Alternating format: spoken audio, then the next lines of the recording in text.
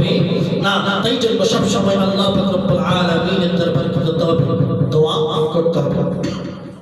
এরপরে আসেন আল্লামা আলুসি রাহিমাহুল্লাহ, তিনি এই রজব মাসটা থেকে বর্ণনা করতেছেন, إن في رجب يوما وليلة من صام ذلك اليوم وقام تلك الليلة كان له أحرم كمن صام 100 سنة وقام لياليهما وهي لثلاثة باقين من رجب وهو يوم الذي بعث فيه محمد صلى الله عليه وسلم وهو أفضل يوم نزل فيه جبرائيل عليه الصلاة والسلام।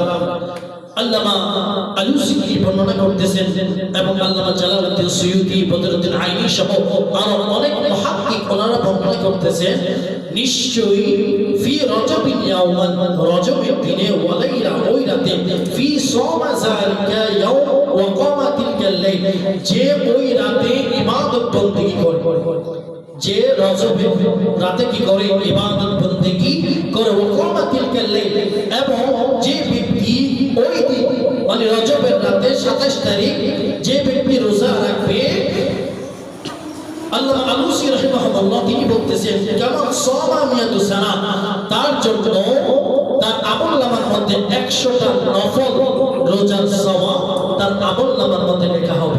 বলে সুবহানাল্লাহ। কয়টা? 100টা নফল রোজার সওয়াব তার আমলনামার মধ্যে লেখা হবে। এটা আল্লামা আলুসি বলতেছেন, এটা হচ্ছে রজব মাসের 27 তারিখ। কয় তারিখ?